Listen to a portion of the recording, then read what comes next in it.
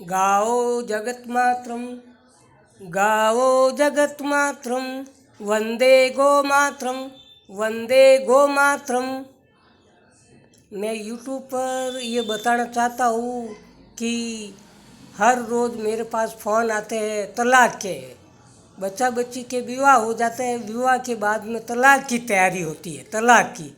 और ये तलाक इतना बढ़ चुका है देश के अंदर। पहले तलाक नहीं होते थे, 30 साल पहले इतने तलाक नहीं होते थे। आजकल अब तो घर घर तलाक होने लग गए हैं। हर जाति समाज में तलाक होने लग गए हैं। ये तलाक की स्थिति इतनी बढ़ चुकी है कि चिंता का विषय है।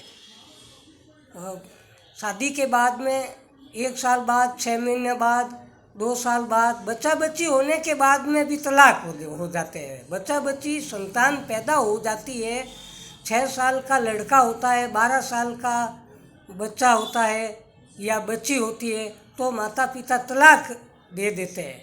ऐसी स्थिति ये क्यों है?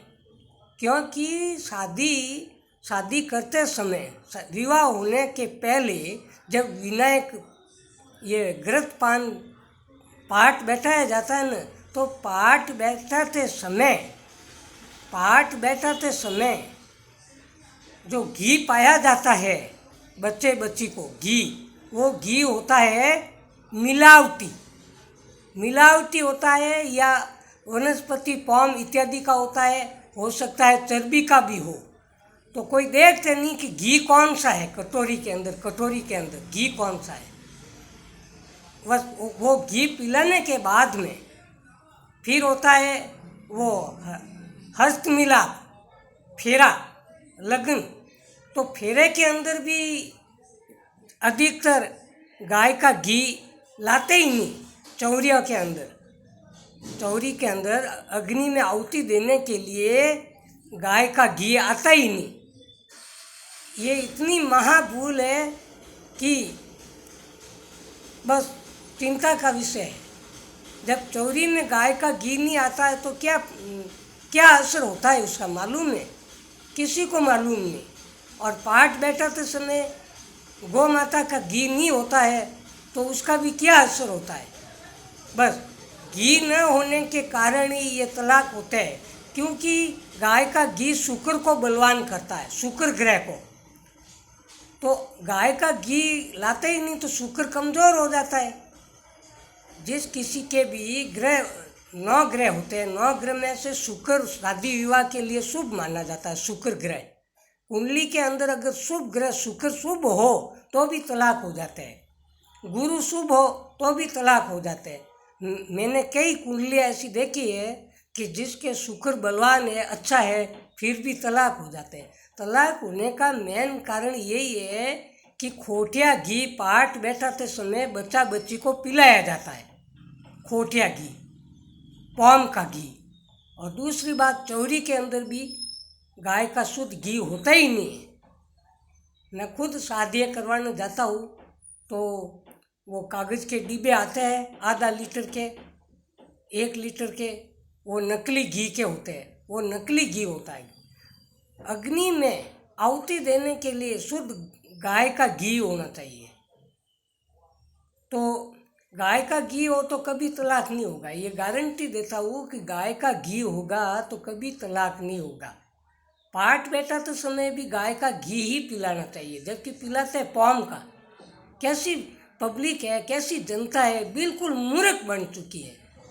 अपने सनातन धर्म के अंदर गौ माता किस लिए है? गौ माता को लोग भूल ही चुके। गौ माता को भूल चुके। गाय का घी होता ही नहीं कटोरी के अंदर, चर्बी का घी होता है, पॉम का घी होता है।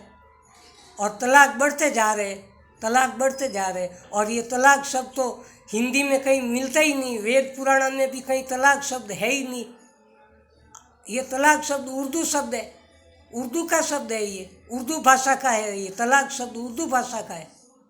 अपनी भारतीय परंपरा में, सनातन पुस्तकों में तलाक शब्द अब 40 सालों के अंदर लिख दिया गया होगा, लेकिन तलाक शब्द अपने हिंदी भाषा में कहीं नहीं मिलता है।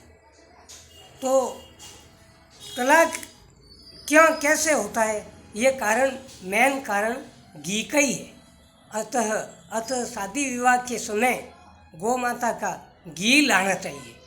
चौरी में घी गाय का लाना चाहिए, गौ माता का। और दूसरी बात, घी पिलाते समय भी गौ माता का घी लाना चाहिए। नहीं तो बाद में बच्चा बच्ची के आपस में तनाव बढ़ते हैं, चिंताएं बढ़ती है, क्रोध गुस्सा बढ़ता है, फिर तलाक होगा। तो गौ माता का घी होने से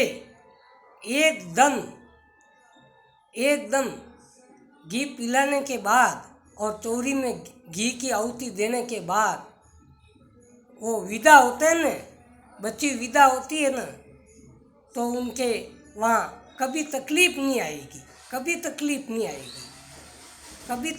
आएगी, तलाक की मुसीबत आएगी ही नहीं, और वो शांति से रहेगी।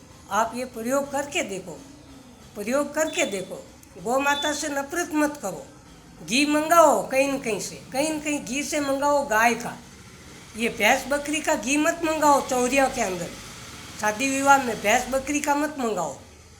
हाँ, पॉम का बना हुआ मत मंगाओ। घी का त्याग करो, ऐसे घी का त्याग करो, फिर देखना तलाक नहीं होंगे, कभी तलाक नहीं होंगे। गारंटी से कहता हूँ, कभी तलाक नहीं होंगे। जय गौ माता।